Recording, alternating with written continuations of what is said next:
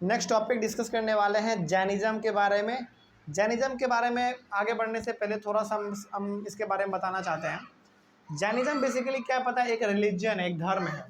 जैसे हमारे इंडिया में जैसे हिंदू है, मुस्लिम है, सिख है, ईसाई है, उसी प्रकार से जैन है। जैन भी क्या एक धर्म है जिसको हम लोग इंग्लिश में रिलीजन बोलते हैं। समझ में आ रही है बात? तो उन्हीं के बारे में हम लोग बात करेंगे। जैसे हिंदू, मुस्लिम, सिख, ईसाई है, अलग अलग प्रकार के रिलीजन हैं। उसी प्रकार का हमारा एक और रिलीजन है जिसका नाम है जैन। ठीक है ना? जैनिज्म के बारे में हम लोग डिस्कस करेंगे। देखा जाए क्या लिखा हुआ है, देखो पहले। There were several forms of Prakrit use in different parts of the country and named after the regions in which they were used.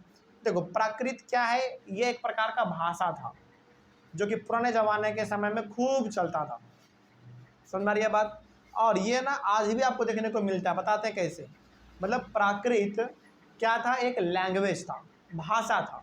जैसे आज के ज़माने में हम लोग सबसे ज़्यादा क्या बोलते हैं भारत में, हिंदी बोलते हैं ज़्यादातर। तो हिंदी, इंग्लिश, उर्दू, मराठी, ये सब जो भाषा है, उसी प्रकार का हमारा एक और भाषा क्या था, प्राकृत। समझ में आ रही है बात? तो ये जो प्राकृत भाषा ये पूरे इंडिया में बोला जाता था, हर जगह पर। और इसी भाषा का नाम जगह के अनुसार चेंज हो गया। जैसे फॉर एग्जाम्पल देखो नीचे, the Prakrit spoken in Magadh was known as Magadhi. Magadh में जो भाषा बोला गया उसका नाम क्या पड़ गया, मगधी पड़ गया। सुनना रही है बात? तो कहने का मतलब प्राकृत जो है बहुत ही पुराना भाषा है, और ये भाषा जहाँ जहाँ बोला गया वहाँ वहाँ के नाम से ही इस भाषा का नाम पड़ गया। जैसे मगध में बोला गया तो इस भाषा का नाम पड़ गया मगधी। ठीक है, आगे।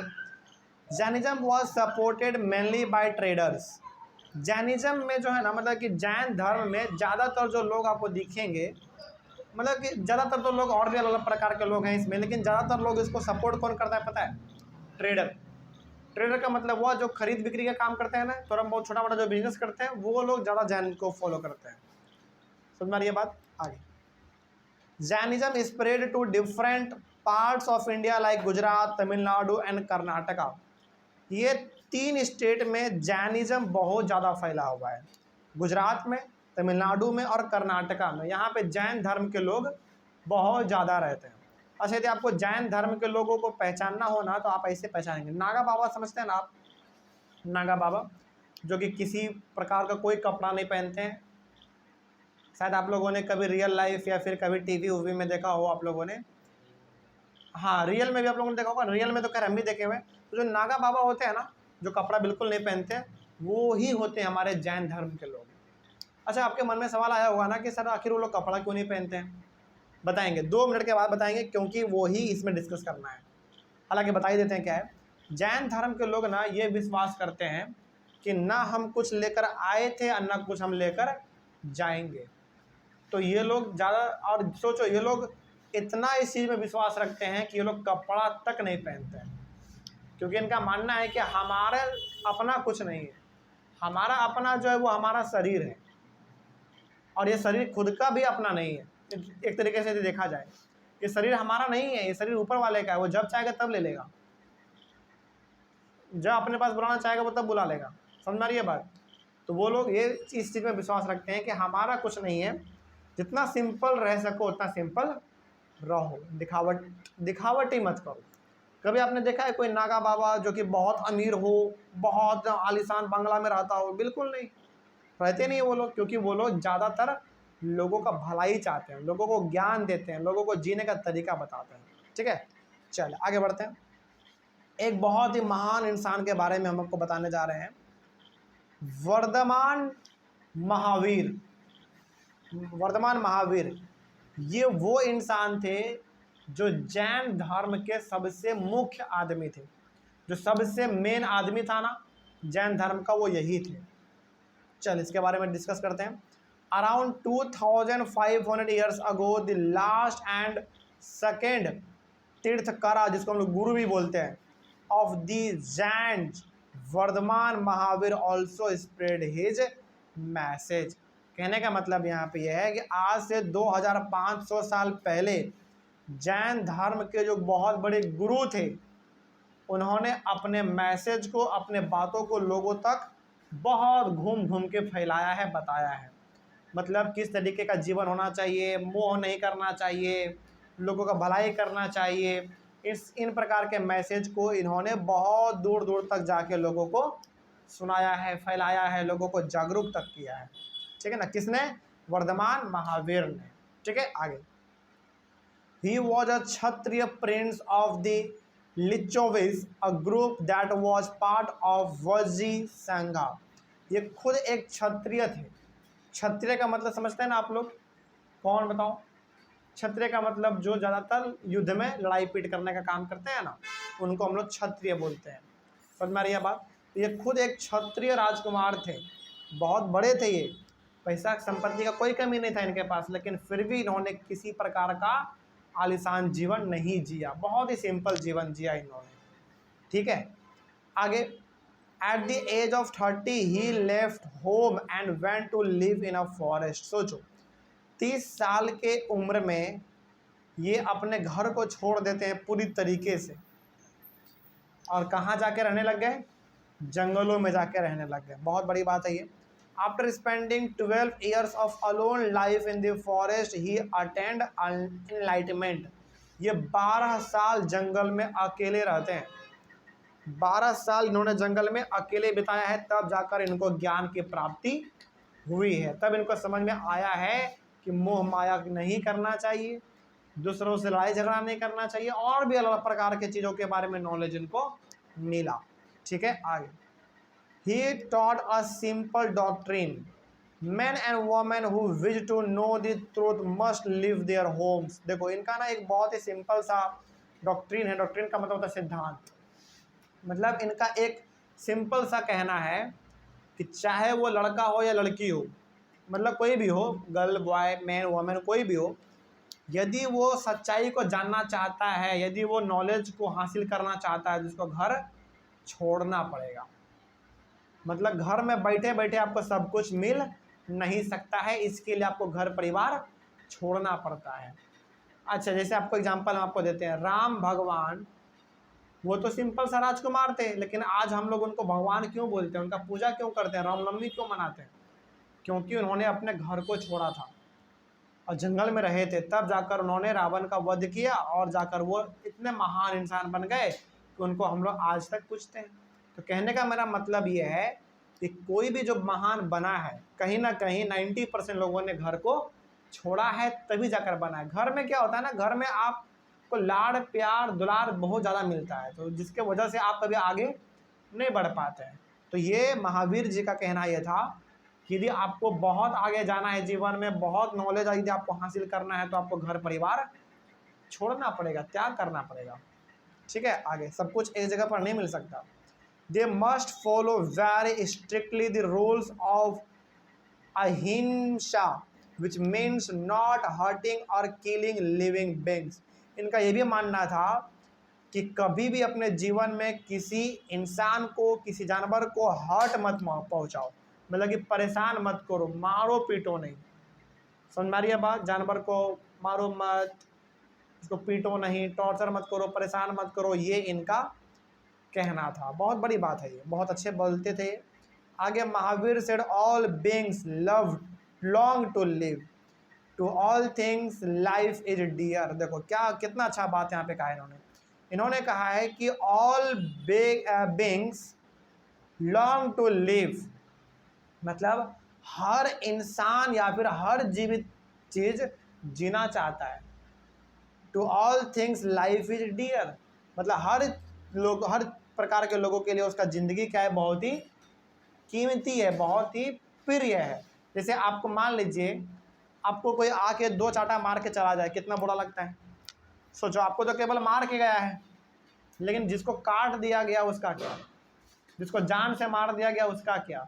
तो इनका कहना यह था कि जीवन सबका प्यारा है, सब जीना चाहता है, इसीलिए जितने भी जीवित चीज़ें हैं उनको परेशान मत करो, मारो पीटो मत, टॉर्चर मत करो। ठीक है ना, बहुत अच्छे इंसान थे ये, बहुत अच्छे अच्छे मैसेज हम लोगों को दिया करते थे। आगे, ordinary people easily understand the teachings of Mahavira because they use Prakrit. मतलब ये महावीर जी जो भी लोगों को बताते थे, लोग बड़ा आसान तरीके से बहुत जल्दी समझ लेते थे। क्यों? क्योंकि ये लैंग्वेज कौन सा इस्तेमाल करते थे? प्राकृत। और प्राकृत का मतलब कौन सा लैंग्वेज बताओ? सबसे पुराना लैंग्वेज और सबसे सिंपल लैंग्वेज। मतलब ये बहुत ही सिंपल लैंग्वेज का इस्तेमाल करते थे लोगों को चीज़ें समझाने के लिए। ठीक है, आगे तो लोग जल्दी समझ भी लेते थे। About 1500 years ago, the teachings of Mahavira and his followers were written down and are presently available at a place called Vallabhi in Gujarat। मतलब यदि आपको महावीर जी के बारे में बहुत कुछ जानना हो, हालांकि आज तो आप घर बैठे जान सकते हैं, लेकिन इनके बारे में बहुत कुछ यदि आपको क्लोज जाके देखना हो तो आप गुजरात चले जाइए, और गुजरात में वल्लभी चले जाइए, जगह का नाम है, वहाँ पे चले जाइए। आपको महावीर जी के बारे में बहुत कुछ नए नए चीज़ों को सीखने को मिलेगा। ठीक है ना। और आज इनके फॉलोवर, इस धर्म को मानने वाले लोग ऑल ओवर इंडिया में फैले हुए हैं। ठीक है, आगे बढ़ते हैं। चलिए, उसके बाद जैन्स के बारे में जान लेते हैं थोड़ा बहुत कि ये कैसे लोग होते हैं। Followers of Mahavira were known as Jains. देखो, जो इंसान महावीर जी को मानते हैं, मतलब महावीर जी को मानने का मतलब जो आदमी जैन धर्म को मानते हैं वो जैन्स कहलाते हैं। जैसे हम लोग हिंदू धर्म को मानते हैं तो हम लोग क्या कहलाते हैं? हिंदू कहलाते हैं। उसी प्रकार से जो आदमी जैन धर्म को मानता है वो लोग जैन कहलाता है। समझ में आ रही है बात? आगे, या फिर आप इसको ऐसे भी कह सकते हैं कि जो लोग महावीर को मानते हैं, जो मतलब बहुत बड़े इंसान थे, जो महावीर को मानते हैं वो लोग क्या कहलाते हैं? जैन कहलाते हैं। आप ये भी बोल सकते हैं। ठीक है, आगे, they lead very simple life. मतलब जो लोग जैन धर्म से बिलोंग करते हैं वो लोग बहुत ही सिंपल जीवन जीते हैं। इतना सिंपल जीवन जीते हैं कि उनके पैर में, अंगूठी में, गले, उंगली में, गले में, कहीं पर भी आपको उतना कुछ खास महंगा जेवर, ज्वेलरी ये सब देखने को नहीं मिलता है। घर तो बिल्कुल भी नहीं होता इन लोग का। समझ में आ रही है बात? मतलब ये लोग देश दुनिया के मोह माया से पूरा दूर रहते हैं। किसी प्रकार का गाड़ी घोड़ा, धन संपत्ति, पैसा, प्रॉपर्टी कुछ नहीं होता इन लोग के पास। हालांकि ये लोग बना सकते हैं लेकिन लोग बनाते नहीं है, क्योंकि इनका मानना है कि क्या लेकर आए थे और क्या लेकर जाएंगे। सिंपल सा बात है। तो बहुत सिंपल जीवन जीते हैं ये लोग। दे बेग्ड फूड, यहाँ तक कि ये लोग भीख मांग के भी खा के अपना काम चला लेते हैं। ऐसा नहीं है कि ये लोग कमा नहीं सकते हैं, कमा सकते हैं, लेकिन इनका मानना है कि हम कमाएंगे तो इकट्ठा करना पड़ेगा फिर, और इकट्ठा करने से क्या आता है? लालच। जैसे देखो, होता क्या है ना कि आज आप गुल्लक में 2 रुपये डालो, आपके मन में पक्का ही लालच आ ही जाएगा कि पक्का ही आपके मन में लालच आ ही जाएगा कि 1 साल के बाद पक्का ये गुल्लक भर जाएगा। आता ना ऐसा लालच? कि जैसे ही आप कमाना स्टार्ट करते हैं वैसे ही लालच आना स्टार्ट हो जाता है। लेकिन यदि आप कमाते हैं ना, यदि आप भीख मांग के खाते हैं तो फिर आप बेफिक्र होते हैं, मिलेगा तो खाएंगे, नहीं मिलेगा तो नहीं खाएंगे। सिंपल सी बात। ये लोग बहुत ही सिंपल जीवन जीते हैं, बहुत अच्छे लोग होते हैं। दे वेर एब्सोल्युटली ऑनेस्ट, बहुत ईमानदार आदमी होते हैं। मतलब इनको आप ज्वेलरी के दुकान में अकेले बैठा दो और पूरा सोना चांदी इनके सामने जाके रख दो, एक सोना चांदी तक ये लोग छुएंगे नहीं। आप खुद सोचो ना, जो आदमी कपड़ा तक नहीं पहनता वो सोना लेके क्या करेगा? सोचो जरा, आप इमेजिन करो। मतलब हम लोग ऐसे इंसान हैं कि यदि हम लोगों को दे दे तो हम लोग मना नहीं करेंगे, नहीं भैया और लाओ और लाओ और लाओ, है कि नहीं? क्योंकि हम लोग का जीवन वैसा है, हम लोग वैसे रहे हैं, उस प्रकार के माहौल में रहे हैं, तो हम लोग का कभी लालच खत्म नहीं होता। लेकिन इन लोगों ने कभी उन सब चीज़ों के बारे में सोचा ही नहीं है, ना इन लोगों ने कभी उन चीज़ों को हासिल करने के बारे में सोचा है। तो ये लोग जीवन बड़ा ही कठोर तरीके से जीते हैं। ऐसा ज़िंदगी हर कोई नहीं जी पाता है, याद रखिएगा। आदमी के मन में लालच आ ही जाता है, लेकिन इनके मन में बिल्कुल लालच नहीं होता। They did not steel. सोचो, वही बात है जो हमने भैया कहा आपको, ये लोग चोरी बिल्कुल नहीं करते हैं। मांग के खा लेंगे लेकिन चोरी नहीं करेंगे, कभी कभी चोरी नहीं करते। They give up everything including their cloth. इन लोगों ने हर चीज़ का त्याग कर दिया, यहाँ तक कि अपने कपड़े का। मतलब ये लोग कपड़ा तक नहीं पहनते हैं। बहुत बहुत बड़ा बलिदान है ये, बहुत बड़ा सेक्रीफाइस है ये। हम लोगों को यदि कह दे कि एक दिन बिना कपड़ा का रह जाओ, हम लोग नहीं रह पाओगे, बिल्कुल नहीं, शर्म के मारे मर जाओगे। लोग क्या कहेंगे? लेकिन इनको घंटा फर्क नहीं पड़ता कि लोग क्या कहते हैं। समझ रही है बात? तो ये लोग अपने लिए जीते हैं, लोगों के लिए नहीं। ठीक है, आगे। Thousands of men and women left their homes to learn and teach the new way of life. बहुत सारे जैन धर्म के महिला पुरुष ऐसे होते हैं जो अपने घर परिवार को तक छोड़ देते हैं ताकि इनको जीवन के बारे में सच्चाई पता चले, जीवन हमारा कैसा चलता है उसके बारे में पता चले। केवल पुरुष ही नहीं, महिलाएं भी अपने घर परिवार को त्याग देती हैं नॉलेज को अचीव करने के लिए।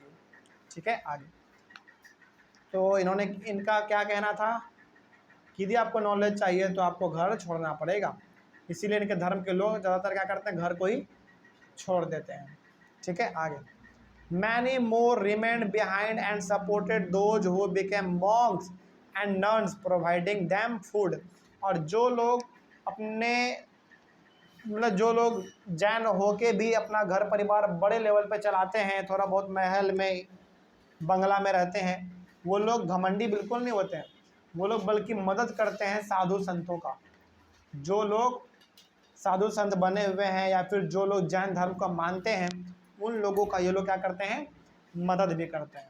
ठीक है, चले इस तरीके से हमारा टॉप मोटा मोटी आप घुमा के कह सकते हैं कि जैन धर्म के लोग बहुत ही अच्छे होते हैं, बहुत ही ईमानदार होते हैं। ठीक है, इस तरीके से हमारा ये टॉपिक भी कंप्लीट होता है। अगला टॉपिक हमारा है दिस संघा, जिसको कि हम लोग अपने अगले वाले क्लास में डिस्कस करेंगे। तब तक के लिए थैंक यू वेरी मच।